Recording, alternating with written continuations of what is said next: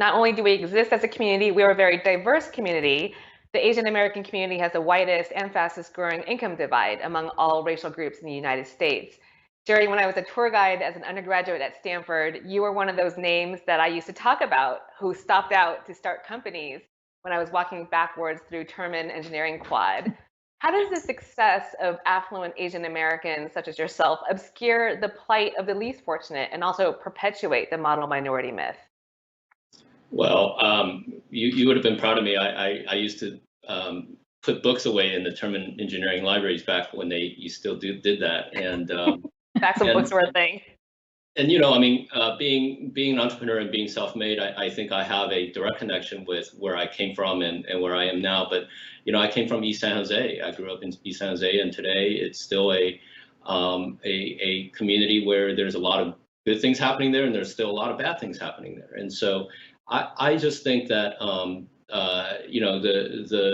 the understanding of Asian American community in the United States is very low, meaning not only do the rest of the country don't really understand what Asian American PI community means or who they are and how are they organized or not, or demographics or sociodemographics, but I think even Asian Americans don't really know.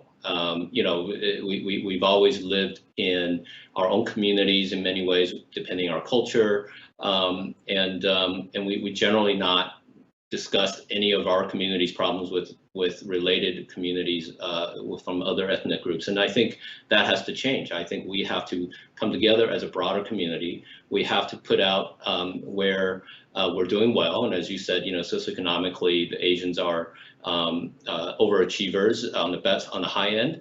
But we also have one of the highest poverty and the lowest incomes on the lower end.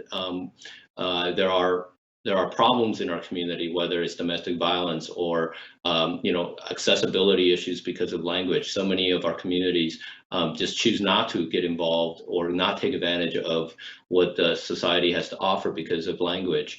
And so this idea of finding belonging and prosperity for everyone in our Asian American Pacific Islander community is a core mission of the Asian American Foundation that we intend to do. And look, I mean, I think the reality is it doesn't matter which rung of the socioeconomic ladder you're on.